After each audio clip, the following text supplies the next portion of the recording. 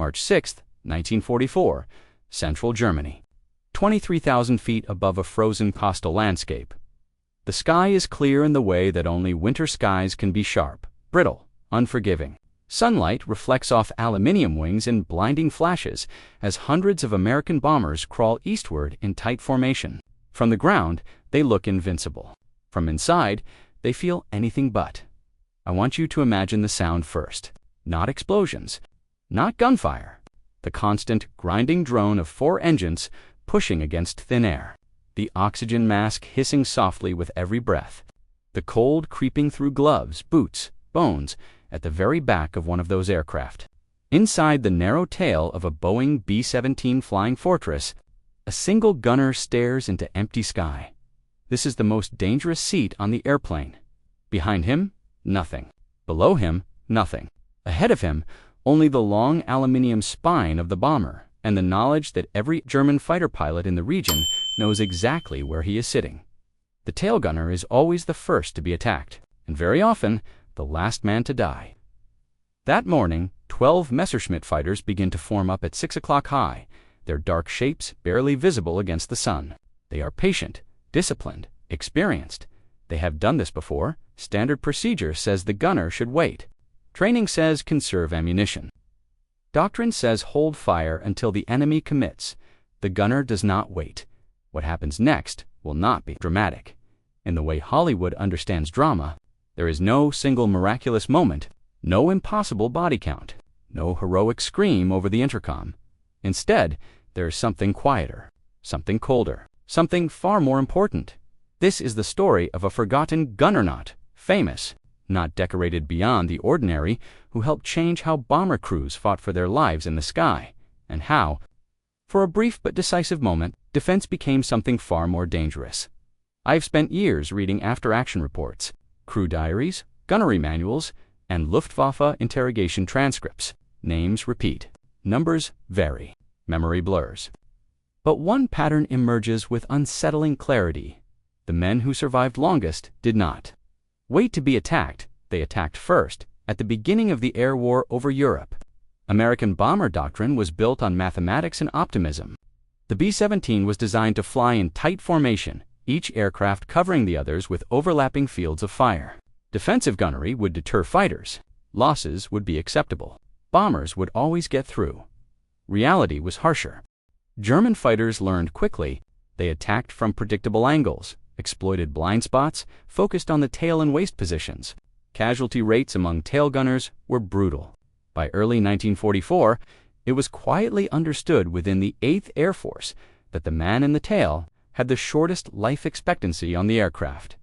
The official response was discipline. Fire only when certain. Hold your nerve. Conserve ammunition.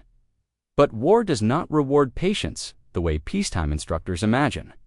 Some gunners began to experiment, not recklessly, not blindly, but deliberately. They noticed something German pilots did not expect.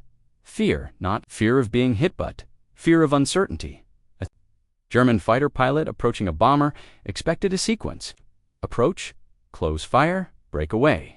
When that rhythm was disrupted, even experienced pilots hesitated. The forgotten gunner understood this instinctively. He did not wait for the fighter to commit to its attack run. He opened fire while it was still forming up, not to destroy. To disturb, at extreme range, .50 caliber rounds rarely hit. But tracers do something else. They announce presence. They claim space. They force the attacker to make a decision earlier than planned, and early decisions made under pressure are often the wrong ones. The B-17's tail position was armed with twin Browning and M2.50 caliber machine guns. Each fired roughly 750 rounds per minute. Together, they could throw a dense stream of lead into the air, but only for a limited time. Ammunition was finite. Every burst mattered. This gunner used his ammunition differently. Short, deliberate bursts, not at individual aircraft, but at the space they needed to occupy. He aimed not at the enemy, but at their future position. He turned the air itself into something hostile. German fighters broke formation earlier. Attack runs became uneven. Coordination suffered. And when coordination breaks down, bomber formations live. I have read combat reports where pilots describe attacks failing to develop. Luftwaffe records speak of unexpected defensive intensity. Interrogated. German pilots complain of premature engagement by American gunners. No single report names the gunner. None needed to. The effect was visible across multiple units by the spring of 1944. Over Regensburg, over Augsburg. Bomber losses did not vanish, but they fell, and something else changed. German pilots began to avoid certain aircraft. Not because they were faster, not because they were better armed, because they were aggressive. The psychological weight of that cannot be overstated. Air combat is not only physics and firepower, it is expectation, habit, belief. When those are disrupted, even a superior force hesitates. The forgotten gunner did not invent aggression. He legitimized it. Gradually, quietly, without ceremony, training syllabi began to shift. Gunnery instructors stopped insisting on absolute ammunition conservation. Crews were encouraged to discourage forming attacks. Initiative, once considered dangerous, became acceptable, not officially, not loudly, but effectively. I have spoken to veterans who remember the shift. They do not remember names. They remember outcomes. Fighters broke off sooner. They didn't come in as clean. You felt like you had a chance. That feeling, that belief that action could save you everything. Compare this to the German approach. Luftwaffe fighters relied on discipline, formation, and precision. When those were disrupted, their advantage narrowed. Against bombers that refused to wait, the cost-benefit calculation changed. Why press an attack that would be met early, chaotically, dangerously? Better to find an easier target. And so the sky changed. Not because of one miraculous battle, but because of dozens of small decisions made by men who refused to be passive. The forgotten gunner did not survive the war to fame. Most did not. Those who did returned quiet lives. Construction, factories, families. They rarely spoke of the moments when they fired first, when they broke the rules, when they chose risk over obedience. History prefers clean stories, clear heroes, exact numbers. This story offers none of those comforts. It offers something more honest, a lesson written in smoke and hesitation, that sometimes survival does not come from waiting to be attacked. It comes from making the enemy question whether attacking is worth the cost. When the war ended, bomber doctrine moved on.